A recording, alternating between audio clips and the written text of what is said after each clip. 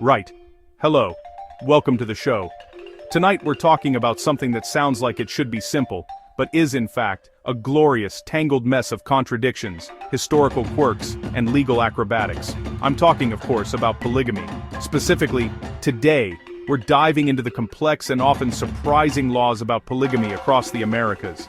It's a topic that brings up images of everything from historical religious sects to modern-day reality TV shows that feel like a human resources nightmare set to a laugh track.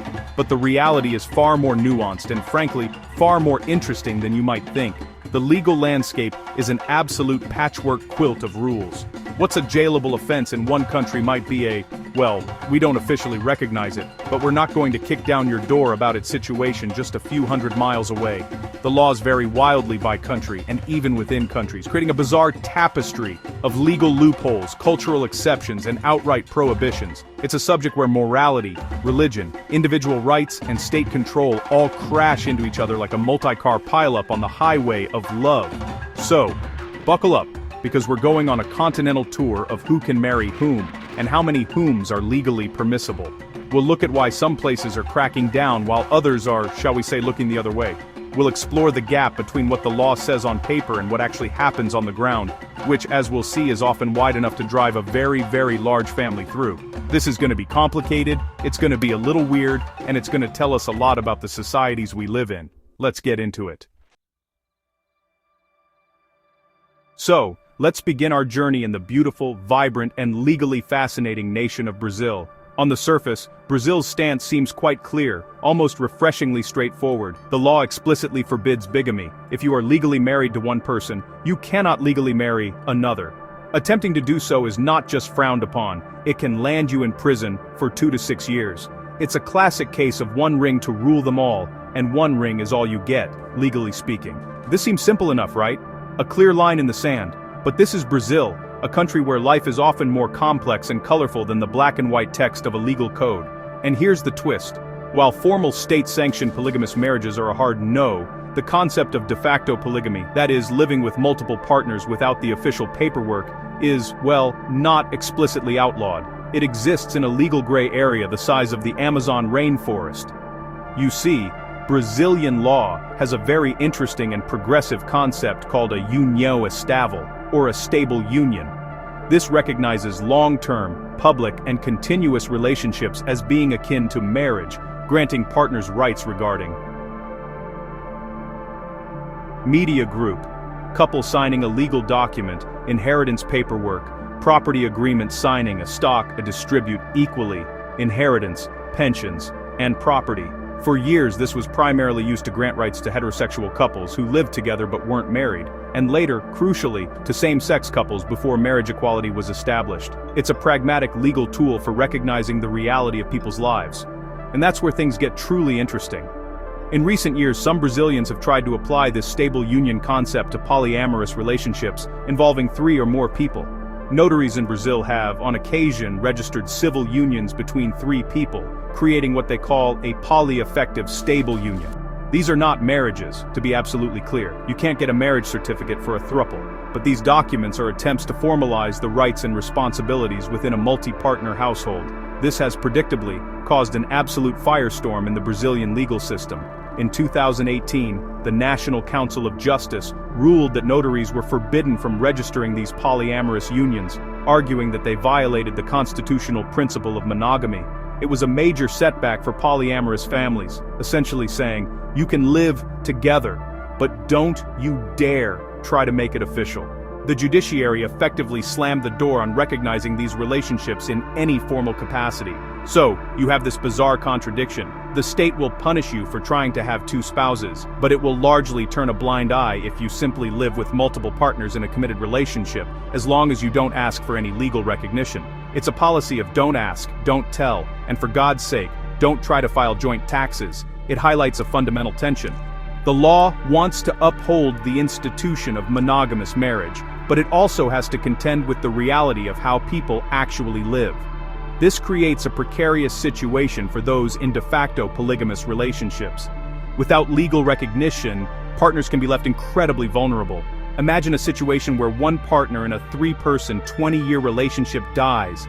The remaining 2 partners might have media group, grieving partners at a funeral, worried couple reviewing legal documents, stock a distribute equally, no legal claim to shared property, no right to a survivor's pension, and no say in medical decisions. The state's refusal to engage with the reality of their family structure leaves them in a legal limbo. The argument from conservatives and the judiciary is that recognizing polyamory would undermine the traditional family structure, which they see as the bedrock of society. They argue it would open a Pandora's box of legal complications and moral decay.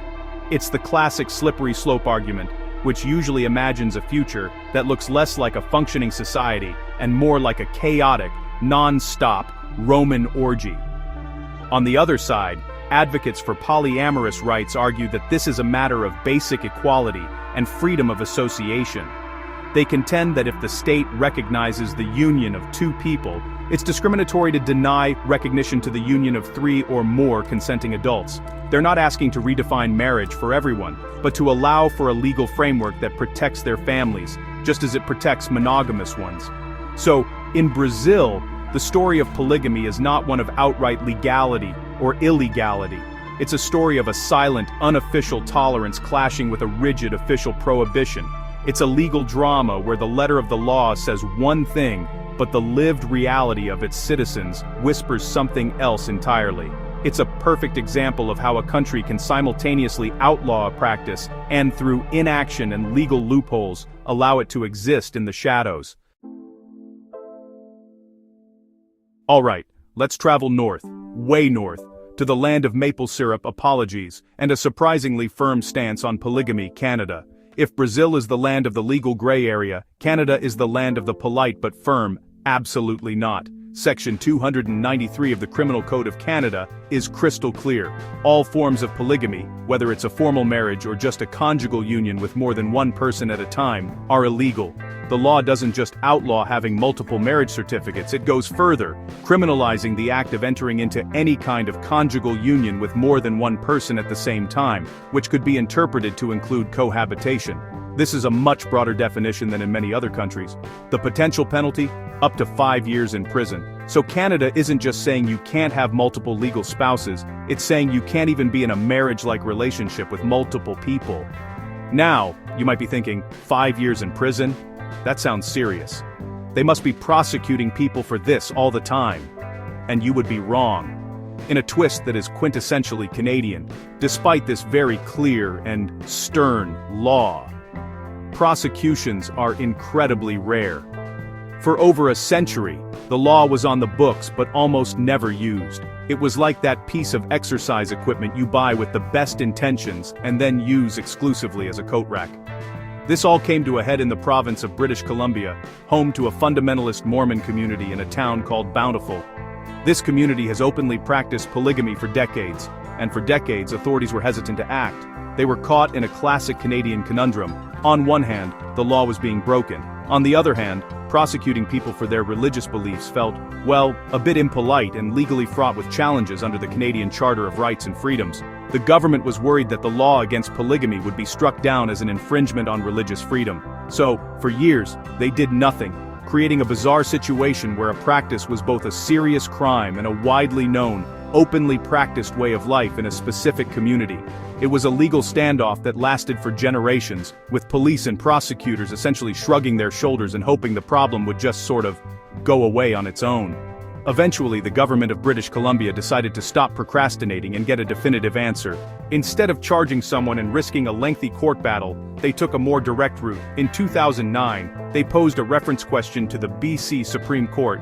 Is Section 293 of the Criminal Code, the law banning polygamy, consistent with the Charter of Rights and Freedoms? It was the legal equivalent of texting "you up" to the Constitution. The resulting court case in 2011 was a landmark event. The court heard testimony from a vast array of people, former members of polygamous communities, academics, and religious leaders. The evidence presented painted a grim picture, alleging that polygamy, at least in the context of the Bountiful community, led to systemic harms. These included child brides, the expulsion of young men, the so-called lost boys to reduce competition for wives, and widespread emotional and physical abuse of women. The court's final decision was a bombshell. Chief Justice Robert Baumann upheld the law's constitutionality. He acknowledged that the law does infringe on religious freedom, which is a protected right. However, he ruled that this infringement was justified because the law's primary purpose was to prevent harm, particularly to women and children. He wrote that the evidence of harm was substantial and compelling, and that these harms were an inherent part of the practice of polygamy itself, not just a feature of one specific community. This was a critical moment. The court shifted the focus from a debate about religious freedom and morality to a discussion about demonstrable social harm. The ruling essentially said, your right to religious freedom ends where the safety and equality of others begin. It gave the government the green light to enforce the law, and in the years that followed, a couple of high-profile leaders from the Bountiful community were, in fact, prosecuted and convicted of polygamy. So, in Canada, the situation is this. Polygamy is definitively illegal, and the law has been tested and upheld by the courts. The legal justification is not based on upholding a traditional view of marriage, but on preventing what the courts have identified as inherent and unavoidable harm. Yet, enforcement remains selective and is not aimed at consenting adults in polyamorous relationships who aren't causing harm, but rather at large isolated communities where the potential for exploitation and abuse is deemed to be high. It's a targeted, harm-based approach, wrapped in a blanket prohibition. And now, we cross the border to the United States, a country that loves freedom so much it can't even agree on what it means. When it comes to polygamy, the US has a long, complicated, and frankly very dramatic history. The short answer is, no, you can't do it. Polygamy is illegal at the federal level and in all 50 states, but, as with everything in America, the short answer is never the whole story. The legal foundation for the nationwide ban was laid down way back in 1878 with the Supreme Court case Reynolds v. United States. This case involved a member of the Church of Jesus Christ of Latter-day Saints, often called Mormons, who was charged with bigamy in the Utah Territory. He argued that his religion required him to practice plural marriage, and that the law against it was therefore an unconstitutional violation of his First Amendment right to the free exercise of religion. The Supreme Court, in a unanimous decision, was not impressed. They made a crucial distinction between religious belief and religious practice. The ruling stated that while the government can't legislate against your beliefs, you're free to believe the moon is made of artisanal cheese. It absolutely can legislate against actions that are in violation of social duties or subversive of good order. Polygamy, they declared, fell squarely into that category. This case set the precedent that has defined American law on the subject for over 140 years. For decades, that was that. Polygamy was a felony across the country. But the story gets another twist, and once again, it comes from Utah, the state with the deepest historical connection to the practice. For over a century, Utah had one of the strictest anti-polygamy laws in the country, making it a third-degree felony punishable by up to 5 years in prison. In practice, this law was often used to threaten and control fundamentalist Mormon communities that still practice polygamy after the mainstream LDS Church officially disavowed it in 1890. However, this created a climate of fear that had unintended consequences. People within these communities, particularly women and children who were victims of abuse, were terrified to go to the police. Reporting a crime could mean exposing their entire family to felony charges and having their family structure blown apart. The very law that was supposed to protect them was, in effect, silencing them. It was a classic example of a law backfiring spectacularly. Recognizing this problem, Utah did something remarkable in 2020. After years of debate and lobbying from both advocates and former members of polygamous communities, the state legislature voted to drastically change the law. They didn't legalize polygamy, not by a long shot, but they did decriminalize it among consenting adults. The new law reduced the penalty for bigamy from a felony to an infraction, on par with a traffic ticket. The key here is among consenting adults. The law specifically keeps polygamy as a felony if it's accompanied by other crimes like fraud, such as seeking marriage licenses for multiple people, or, most importantly, abuse, human trafficking, or child marriage. The idea was to remove the fear that prevented victims from coming forward, If a woman in a polygamous marriage is being abused, she can now report her abuser without fearing that she and her entire family will be charged with felonies just for their living arrangement. This shift in Utah is hugely significant. It marks a move away from punishing a lifestyle and towards targeting actual harm, much like the reasoning in the Canadian court decision. It acknowledges that the old heavy-handed approach wasn't working and may have been causing more harm than good. It separates the status of being in a plural family from the crime of abusing someone within that family. Of course, this change is not without its critics. Some argue that decriminalization will only embolden polygamous communities and make it harder to prosecute the abuses that can occur within them.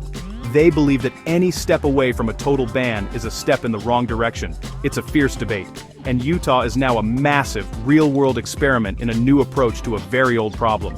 So in the US, you have a federal ban and 50 state-level bans. It is, without a doubt, illegal everywhere. However, the story of enforcement and penalty is changing. Utah's move to decriminalize has created a fascinating new dynamic. It's a legal landscape, where the federal government says a firm no, but one state is experimenting with a softer, more nuanced no. But let's talk about it, trying to find a way to protect people without prosecuting them for their family structure. Let's now fly south, way down to the southern tip of the Americas, to Argentina, a country known for its passionate tango, incredible steak, and a legal approach to marriage that is, shall we say, decidedly traditional. If our journey so far has taken us through legal, gray areas and complex decriminalization debates, Argentina provides a moment of stark, simple clarity. There are no specific laws permitting polygamy because the entire legal framework is built on a foundation of monogamy. In Argentina, the Civil and Commercial Code is the master document that governs everything from contracts to family law, and within that code, the rules for marriage are explicit. Marriage is defined as a union between two people. Not three, not four. Two. The number is not a suggestion, it is a core component of the legal definition. This principle, known as the impediment of ligamen, makes it impossible to legally marry a second person if you are already married to a first. Attempting to get around this is not just a paperwork problem, it's a crime. Much like in Brazil, bigamy is a criminal offense in Argentina. If you are married and you try to marry someone else, you're committing a crime. And the second marriage is considered null and void from the very beginning. It's as if it never happened in the eyes of the law, except for the part where you might go to jail for it. The law is designed to be an impenetrable fortress, protecting the principle of one spouse per person. Unlike in Brazil, there isn't a significant public debate or legal movement in Argentina pushing for the recognition of polyamorous unions through concepts like stable unions. The idea of a poly-affective stable union that has caused such a stir in Brazil has not gained any real traction in the Argentinian legal or social landscape.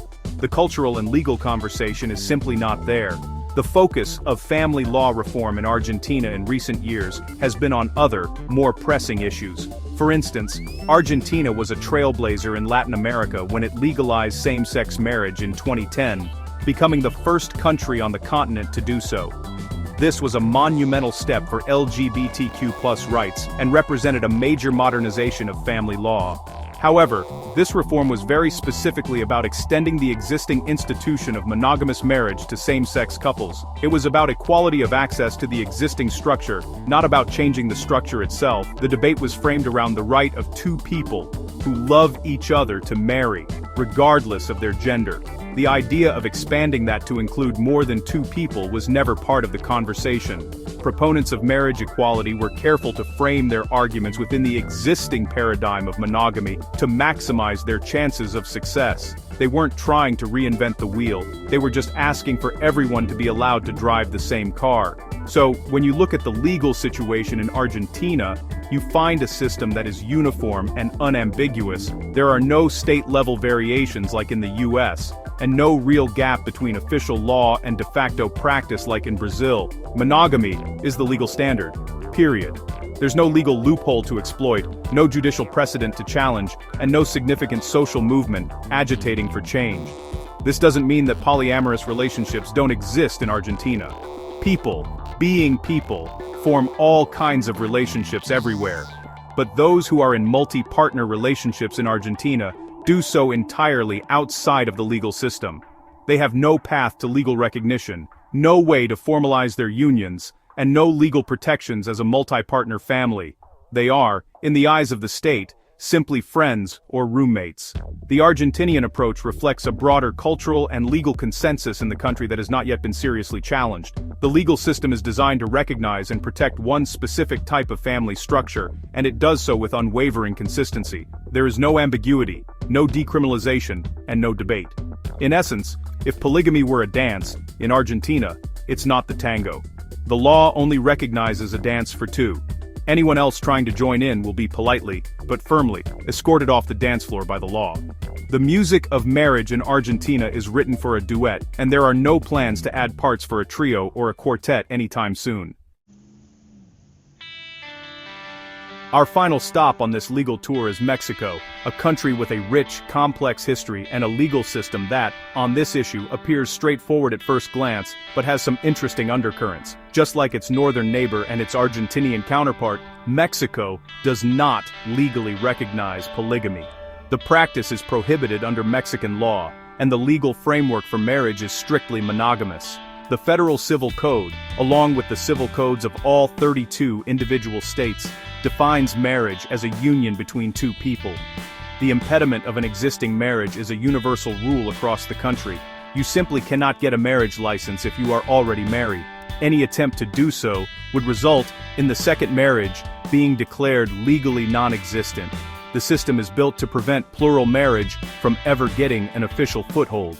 Furthermore, bigamy is classified as a crime in the federal penal code and in the penal codes of the various states. Marrying a second time while a first marriage is still legally valid can lead to criminal charges. So, on paper, Mexico's position is an unequivocal no. The door to legal polygamy is shut, locked, and bolted. There's no ambiguity in the text of the law itself. However, Mexico has a fascinating legal feature called an amparo lawsuit. An amparo is a unique and powerful legal tool that allows individuals to challenge government actions or even laws themselves if they believe their constitutional rights have been violated. It's a way for a citizen to put a law on trial, and this is where the seemingly solid wall against polygamy shows some potential cracks. In recent years, there have been a handful of cases where individuals have filed amparo lawsuits arguing that the parts of the civil code that limit marriage to two people are discriminatory and violate their constitutional rights to equality and the free development of personality. Their argument is essentially, if the state allows two people to form a family through marriage, why does it deny that right to three or more consenting adults who wish to do the same? These lawsuits are, to be clear, on the absolute cutting edge of legal theory in Mexico. They are not mainstream, and they have not, as of yet, resulted in a sweeping Supreme Court decision that legalizes polyamory nationwide. However, they have sparked a conversation. In one notable case in the state of Puebla, a judge actually granted an amparo to 3 men, ordering the civil registry to allow them to be married. This decision was highly controversial and was immediately challenged, but it was a landmark moment. The judge's reasoning was that the state's interest in promoting a monogamous model of the family did not justify restricting the rights of individuals to form the kind of family they choose, as long as they are all consenting adults. It was a radical interpretation of constitutional rights, and it sent shockwaves through the legal community. This is very different from the situation in Argentina. While both countries have a strong legal tradition of monogamy, the existence of the amparo lawsuit in Mexico provides a direct mechanism to challenge the status quo, one case at a time. It creates the possibility of judge-led piecemeal reform that could theoretically create pockets of legally recognized polyamory. The Mexican Supreme Court has already used similar reasoning to strike down state laws that banned same-sex marriage, ruling that they were discriminatory. The court found that limiting marriage to a man and a woman violated the Constitution's equality provisions. The question that polyamory advocates are now asking is, can that same logic be extended to the number of people in a marriage, not just their gender? So far, the highest courts have been reluctant to go there. The mainstream legal consensus remains that monogamy is a fundamental tenet of marriage, but the conversation has begun. These amparo cases, even if they are not always successful, force the judiciary and the public to confront difficult questions about the nature of marriage, family, and individual freedom. Therefore, the story in Mexico is one of a firm legal prohibition that is facing nascent, but potentially significant, constitutional challenges. It's a country where the law on the books is clear, but the unique power of the Amparo lawsuit creates a dynamic legal environment where nothing is ever completely settled. It's a standoff between a centuries-old tradition and a modern interpretation of individual rights, with the courts acting as the ultimate referee. So, there you have it. From the de facto tolerance in Brazil to Canada's harm-based prohibition, from Utah's grand experiment in decriminalization to the steadfast monogamy of Argentina and the constitutional questions brewing in Mexico, it's clear there's no single, simple answer. As you can see, polygamy laws in the Americas are complex and vary greatly from country to country. They are a reflection of each nation's unique history, culture, and ongoing debates about morality, freedom, and the role of the state in our private lives. The only constant is that the definition of family is constantly being negotiated. This isn't just an abstract legal debate. These laws have a profound impact on real people's lives, affecting everything from inheritance and child custody to the simple ability to live without fear of prosecution. The tension between protecting individuals from harm and allowing consenting adults the freedom to form the families they choose is a difficult line to walk, and every country we've looked at is trying to find its balance in a different way. The legal landscape is shifting under our feet, and the conversation is far from over. What this all shows is that the question of who can marry whom is one of the most fundamental questions a society can ask itself. Now, we want to hear from you. What are your thoughts on all this? Do you think the law should recognize relationships between more than two people? Does the approach in your country get it right, or is there a better way? Let us know your thoughts or any personal experiences you have in the comments below. We read them, we really do. Thanks for watching.